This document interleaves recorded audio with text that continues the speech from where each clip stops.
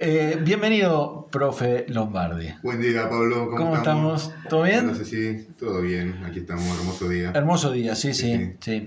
Digo, en lo climático. En lo climático. Sí. En lo otro, bueno, los venía escuchando a ustedes y ahí Cecilia decía, no recordaba un momento de mayor coloniaje. Que bueno, que la verdad que sí, que existió. Así que no es novedoso y lo que es triste porque es innecesario, ¿no? Después de todos los procesos que hemos tenido nosotros, pero la verdad que en el 1943, para la revolución que conducía Perón con el GO, Argentina era una colonia británica. O sea, si no teníamos el nombre no importaba porque el nivel de dependencia, y bueno, y así la independizamos, y como dijo el general, si nos colonizan de vuelta nos vamos a independizar. El tema es que no nos tenemos que desesperar, pero sí es triste, porque no hace falta, viejo, pasa por todo esto. Todas las veces chocando con lo mismo. Exactamente. Sí, es triste, la verdad. Y además que te lo venden como lo novedoso, ¿viste? Como no pasó nunca. Opa. Uf, nos mató ahí Genovese con... Pero Milei no lo soportaría. No, Milei no soportaría. Generaría muy mal. Estas luces. Bueno, les contamos a quienes nos escuchan que acá en el estudio hay unos reflectores que se usan para justamente cuando se transmite en vivo, cuando se hacen los reels. Y en este momento se está haciendo el reel y Genovese nos prendió los reflectores y nos encegueció. Perdón. Una producción ahí, muy compleja. Un despliegue importante. importante. Bueno, hablando de independencia, hablando de revolución, hablando de levantamientos, hoy nos trae algo de eso. Sí, el mes de octubre, ¿no es cierto?, es muy significativo para los movimientos nacionales y populares en general. Hay un montón de fechas para rescatar. Bueno, la que se nos cae más más sencillamente y más rápidamente es el 17 de octubre, claramente. Pero hay un montón de otras fechas: el cumpleaños del general Perón, el 8 de octubre, el día del guerrillero heroico, cuando fue asesinado el Che Guevara en La Higuera, que es el 9 de octubre. Ahora, cuando yo era chico, era el 8. La misma revolución rusa, si queremos, de octubre, que en realidad no fue en octubre, pero se llama revolución de octubre. La revolución de octubre, sí. El 27 de octubre, que es una fecha también muy cara para nosotros, que es el día del fallecimiento de Néstor Kirchner, envuelto en ese censo que será inolvidable por décadas. Pero hay otros que son menos conocidos, que tienen que ver también con el protagonismo de nuestro pueblo a lo largo de la historia. Y para ser originales, entonces, buscamos un poquito en el siglo XIX y vamos a hablar del episodio que se conoce como la Revolución de los Restauradores.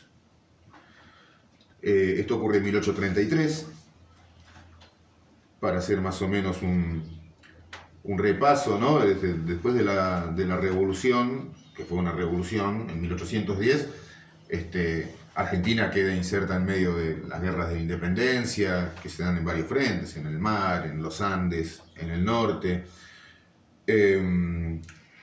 Esto conlleva, sí o sí, un descalabro económico y formas poco organizadas de sostener los gobiernos. Concluida la guerra de la independencia, se empieza a gestar la confrontación entre los dos modelos de país que hemos hablado también acá. Claro, que hablamos constantemente porque es algo que no tenemos resuelto, aparentemente, pero que ya desde el inicio, cuando un país nace, bueno, para un lado hay que agarrar el enfrentamiento que se va a conocer como entre unitarios y federales, que va a marcar todo el siglo XIX. Llegamos 1829, el asesinato de Dorrego, que conmueve muchísimo al país, porque es el primer asesinato político de una figura institucional, digamos, ¿no? Esto desemboca en el primer gobierno de Rosas, que es muy distinto del segundo gobierno, del que otro día, bueno, ya hablamos una vez cuando hablamos acerca de las tierras y las intervenciones extranjeras. El primer gobierno de Rosas es como el gobierno de Néstor, viste, que nadie lo discute, estuvo bien para todos, estuvo bien para los ricos, estuvo bien para los pobres, estuvo bien para los comerciantes. Es el gobierno con el que Rosas trata de clausurar este periodo inorgánico y establecer el orden. Por eso ahí es cuando se lo conoce como el restaurador de las leyes, venía a restaurar el orden. Concluido su primer gobierno, Rosas entrega la llave, dice, bueno, ya está, me voy, 1832. La Junta de Representantes, que se elige más o menos democráticamente entre el pueblo, es como una especie de colegio electoral que tiene que elegir al siguiente gobernador, a quien eligen, a Rosas, de vuelta. Quédese, no, me voy. Rosas tenía un proyecto que para él era muy importante, que se le llama la conquista del desierto también, como el otro episodio, como el episodio de Roca, que era básicamente intervenir en esta zona, en San Luis, Mendoza, en Río Negro, el camino de los chilenos. Era un camino por el cual los indios se robaban, se llevaban las vacas de los hacendados de acá y en caravana se las llevaban hasta Chile, donde las comercializaban. Bandas de 2000 indios. Entonces la expedición de Rosas es más que nada una expedición policial, no de exterminio. Se propone acabar con los indios que roban ganado y acordar con los indios que están en su camino. Es un éxito esto, bueno, de hecho hasta 1852, cuando cae Rosas, no va a haber nunca más ni malones ni enfrentamientos entre criollos e indios durante ese periodo de 20 y pico de años. Pero con Rosas en la campaña se elige como gobernador a Balcarce, que era ministro de guerra del primer gobierno de Rosas. Balcarce enseguida se empieza a desmarcar un poco de las políticas del restaurador, que habían sido duras para, justamente como decimos, para reponer el orden. Había habido encarcelamientos, algunos fusilamientos, prohibición de la libertad de prensa, es decir, el control de los medios. Balcarce va a ser un federal y en ese momento se les empezó a llamar doctrinarios. Yo creo que Dorrego habría estado dentro de esta tendencia, ¿no? Eran federales que estaban muy inspirados en el gobierno norteamericano, en el confederalismo democrático norteamericano, que era muy avanzado en ese momento, parecido con lo que hablamos de Artigas, en su momento también. Y del otro lado, estos van a ser los doctrinarios, del otro lado van a estar los apostólicos, que Rosas dice, te tirás al río, van y se tiran todos al río, es con Rosas, no es con nadie más. Federalismo con Rosas. Se empiezan a enfrentar estas dos facciones. Ahí la que juega un papel muy importante y que es re interesante esto es doña Encarnación Escurra, que es la esposa de don Juan Manuel. Porque parece que los nuestros vienen siempre en parejitas, ¿viste? Claro, está bien. Los nuestros siempre están el chabón y la mina haciéndola juntos, ¿no? No hace falta. Encarnación es la que conduce un poco la política mientras Rosas está en la campaña del desierto. Es muy dura, tiene muchas terminales, sobre todo con el pobrerío, recibe mucho a las sirvientas de distintas familias encumbradas de Buenos Aires que van y le dicen, ella sabía cuándo salía una carta de cualquier casa de la oligarquía porteña. De hecho lo previene a Rosas, mira, te escribió tal, no le des bola, porque Rosas quiere calmar siempre los ánimos, tipo del orden.